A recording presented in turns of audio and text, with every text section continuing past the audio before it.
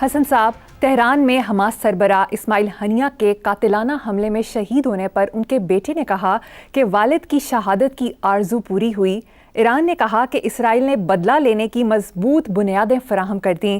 وزیر اعظم نے اسرائیلی ظلم و بربریت کو امت مسلمہ کے لیے المیہ قرار دے دیا، جبکہ حکومت نے فلسطینیوں سے اظہار یکجہتی کے لیے آج یوم سوگ کا اعلان کیا ہے۔ یہ رد عمل غیر مسلم دنیا جس کا ضمیر زندہ ہے اس کا بھی یہی رد عمل ہوگا جو ہمارا ہے۔ ختم۔ یہ سلسلے فلسطین سے لے کے کشمیر تک کب سے چل رہے ہیں، کیوں چل رہے ہیں، اور اس کے اوپر کیوں احتجاج ہو رہا ہے، یوم سوگ منائے جا رہے ہیں، یکجہتی ہو رہی ہے، فلانا، باقی کیا ہے؟ اور اگر ایسا ہے تو ایسا کیوں ہے؟ دیکھو بات سنو، یہ گرم دماغ جو ہے نا وہ ٹھنڈے فیصلے نہیں کر سکتے۔ جو ہلکا آدمی ہوتا ہے، ہولا، میں اور کوئی لفظ استعمال نہیں کر رہا، وہ لانگ ٹرم پلاننگ کر ہی نہیں سکتا۔ ہم بطور انڈیویجولز بھی اور بطور مسلم امہ بھی ہم شارٹ ٹرم کی تلاش میں ہیں، وہ کبھی نہیں ہوگا۔ اگر میرے آقا کو چند ہزار پہ مشتمل مکہ مدینہ کے مائنڈ اور روحیں تبدیل کرنے کے لیے 40 سال کی عمر سے لے کے 63 سال تک جد و جہد کرنی پڑی تو وہ کیا تھا؟ لوگوں کو یہ نہیں پتا، کم لوگوں کو پتا ہے، پتا ہوگا ڈیفینیٹلی کم لوگوں کو، کہ ہانیہ خاندان اب تک 60 سے زیادہ شہادتیں پیش کر چکا ہے، جی، جس میں اسماعیل ہانیہ شہید کے بہت قریبی پوتے شوتے تک شامل ہیں۔ اچھا، وہ ایک نظم پڑھا کرتے تھے، میں نے بھی ان کی شہادت کے بعد ہی سنی ہے کہ میں آگے بڑھ رہا ہوں اور اپنا رستہ اور اپنا مقصد جانتا ہوں، موت میرے سامنے ہر موڑ پہ رقصاں ہے، ہماری زندگی ایک نغمہ ہے جو جد و جہد کی دھن پہ لکھا گیا، اور ہمارا راستہ کانٹوں بھرا راستہ ہے۔ یہ پورے عالم اسلام کا المیہ ہے۔ جانتے ہیں کیا ہے؟ کانکریٹ سٹیپس لینے پہ مجھے تو کوئی دکھائی نہیں دیتا۔ شہادت کا منصب، یار میں عام گناہ گار سا مسلمان ہوں، یہ تو ہمارے بچوں کو بھی پتا ہے، شہادت کا منصب بہت بڑا ہے، لیکن ہم سب نے پھر اگر شہید ہی ہونا ہے تو پھر غازی کون ہوگا؟ غازیوں کی بھی ضرورت ہے یا نہیں؟ غازیوں کا بھی کوئی مقام ہے یا نہیں؟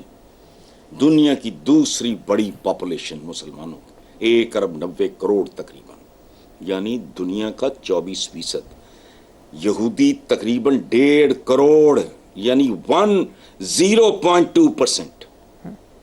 کہاں 1 ارب 90 کروڑ؟ وجہ اظہار افسوس تو یکدہتی اور سوگ اور معصوگ ہو گیا بہت۔ وجہ مکنے میں نہیں آتے تم، یہ ہوتا کیوں ہے؟ وجہ وہ تعداد میں بہت کم لیکن استعداد میں بہت آگے۔ بالکل، یہ فرق ہے کوالٹی اور کوانٹٹی کا۔ ٹنوں سکریپ چند کلو سونے سے سستا ہوتا ہے۔ اچھا، ایک ڈائمنشن اور ہے صورتحال کا، ایک خاص دنیا جو ہے یہودیوں کی پشت بنا ہے۔ یاد رکھنا جتنی خوفناک تاریخ یہودیوں اور عیسائیوں کی ہے، خدا کی پناہ بندہ لرز اٹھتا ہے۔ کیوں ہوا؟ آج ان کے اتنے رومانس اور بھائی چارے کی وجہ کیا ہے؟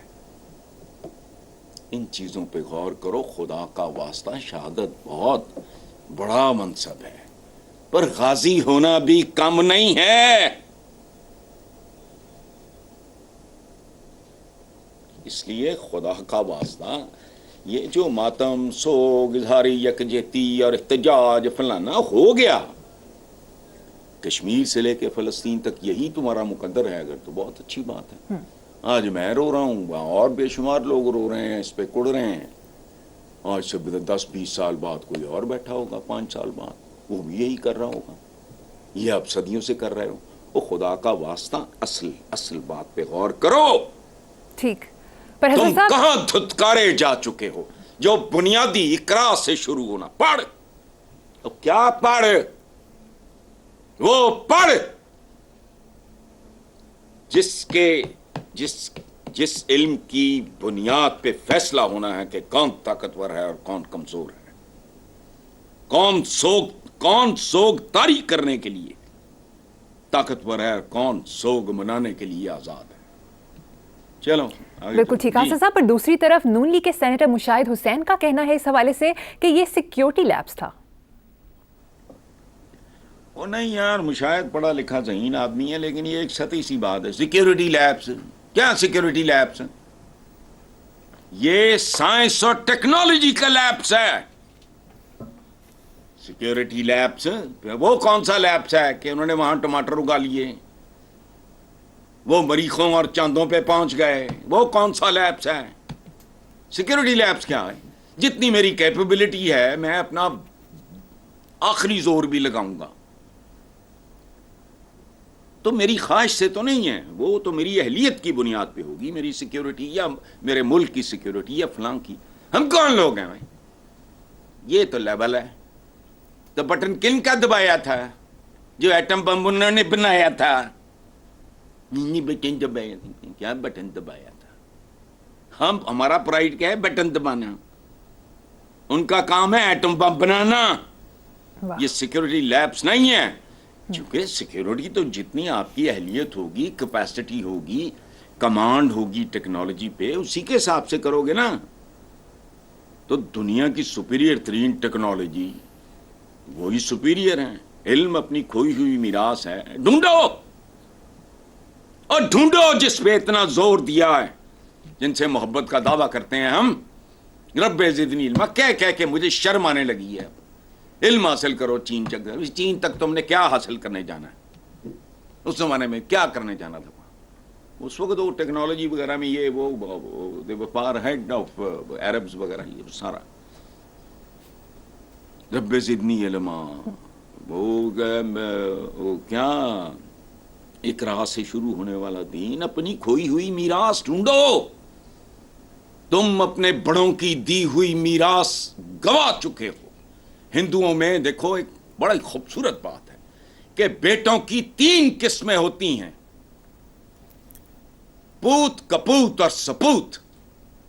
पूत वो होता है जो अपने बुजुर्गों का दिया हुआ संभाल के रखे, ना कमी आने दे ना इजाफा करने जोगा हो, वो होता है पूत। सपूत होता है जो उसमें इजाफा करे, और कपूत वो होता है, कपूत वो होता है जो उसको बर्बाद कर दे, जो बुजुर्गों से इनहेरिट किया हो। तो ये अब हम कहां फंसे हुए हैं? शमशीरो छना अव्वल ताउस और बाब आखिर। ना थोड़े को ताउस और बाब है ना शमशीरो छना, और शमशीरों का जमाना है। ये सिंबॉलिक बातें हैं, इनको समझो।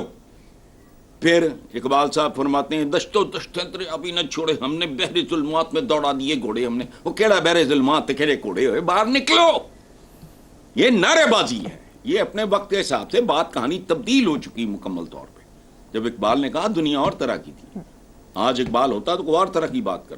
देखो, दुनिया का सबसे बड़ा बहरी जहाज एक अमेरिकन वॉरशिप है, जिस पर इल्म, तहकीक, जुस्तजू, तख्लीक के मैदानों में काम हुआ है।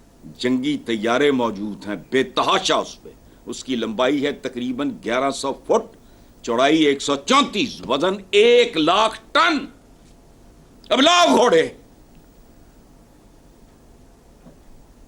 बहरे सुलमात में, और निकलो, बड़कों से निकलो, समझो, री इंटरप्रेट करो चीजों को। कुरान एक विजडम है यार कि मोमिन अपने अहद, जिस अहद में जिंदा होता है, उससे हम आहंग होता है, उसके तकाजों को समझता है, उनको एड्रेस करता है। हम क्या हैं? कौन? हमारा मुल्क 76 साल बाद किन मसाइल से दो चार है, जरा अंदाजा लगाओ। कौन लोग हैं हम?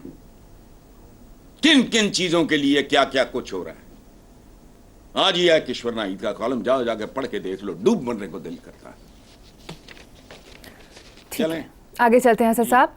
गुज़श्ता हफ्ते की अखबारी रिपोर्ट के मुताबिक चीन की सालिसी में होने वाले मुज़ाकरात में अल-फतह और हमास समेत 14 फ़लस्तीनी धड़े इख्तलाफात ख़त्म करने और गाज़ा पर हुकूमत के लिए एक अबूरी मुफाहमती हुकूमत के क़याम पर मुत्तफ़िक हो गए हैं। आपके जामिया तबसरे के लिए गुज़श्ता हफ्ते की एक और ख़बर शामिल कर रही हूँ। साबिक़ अमरीकी सदर डोनाल्ड ट्रंप का एक बयान रिपोर्ट हुआ कि अगर सदर मुंतखब हुआ तो सऊदी अरब की हमेशा हिफाजत करूँगा।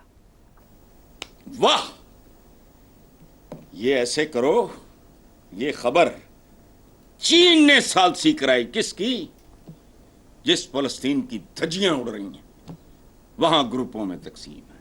ये पाकिस्तान का ही मंजर है। ये नहीं अंदाजा क्या होना, तातारी घेरे हुए हैं और ये सुई दे नक्के जो किन्ने फरिश्ते निकलने लगी या क्या होएगा, ये उन पैसों में लगे हुए। बात सुनो, ये बहुत बड़े लोहे के उस पे तौक बनाओ एक लोहे का, उसमें लिखो कि चीन ने अल-फतह और हमास के 14 फलस्तीनी 14 धड़े छितर पड़ रहे हैं, 14 धड़े उनके इख्तलाफात खत्म कराए। दूसरा, मेरे लिए सऊदी अरेबिया, मेरा बड़ा वक्त गुजरा वहाँ, उसका तो वेन चेंज बहुत अजीज है, लेकिन बेसिकली क्या है, it boils down to 2 things. Makkah, Madinah Munawwarah, उसकी हिफाजत का कौन कह रहा है तुम्हें? ये भी लिखवाओ। ट्रंप का बयान एक तौक हो लोहे का, वो मेरे गले में डालो, एक सामने की तरफ एक पीछे, और मेरे गले में पटा डाल के पूरे आलम इस्लाम की गलियों में घसीटो। बस तुम्हारे दरमियान सुलह कौन? चीनी तो अहले किताब, मुसलमान होना तो चलो छोड़ो, वो तो अहले किताब भी नहीं है, वो तो और तरह के लोग हैं। वो कर रहे हैं जो तुम नहीं कर सके। तुम्हारे अंदर वो ज़र्फ नहीं, वो ज़हन नहीं, वो विजन नहीं।